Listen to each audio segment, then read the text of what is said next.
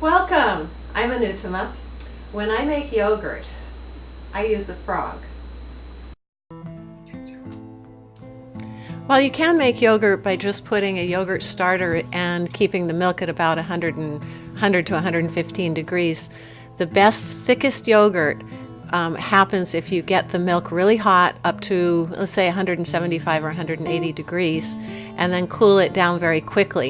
What I do is I heat it in a big pot and then put it in a tub of cold water. It only takes a few minutes to get it back down to 115 degrees by putting it in a big tub of cold water. You can get a starter for yogurt just at the grocery store if you buy any yogurt that just says live culture. I did that a few years ago, and then I just keep my culture going. And when I have a good culture, I freeze it in ice cube trays and then add it. Now, yogurt will be killed if the milk is hotter than 135 degrees. So make sure it's down to, I like to go to about 115 degrees before I put the ice cubes into the warm milk to get it started. And then I make sure they're melted before I put it into the incubator.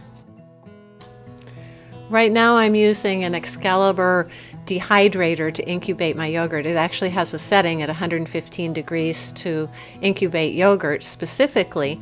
However, in the past I've used a cooler with a bunch of jugs of warm water in there with it, or you can use on a warm sunny day, you can use the inside of a car. Anywhere that you can find that it's at least 100 degrees and not hotter than 115 or 120 degrees.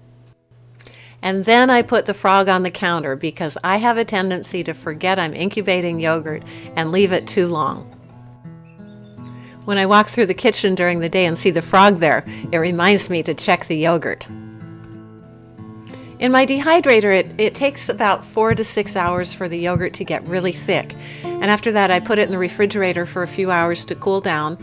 And then I pour it into a cotton muslin cloth and hang that in the refrigerator overnight to get most of the whey out. I found that we prefer our yogurt to be, I think they call it Greek yogurt here. In India, they call it shrikhand.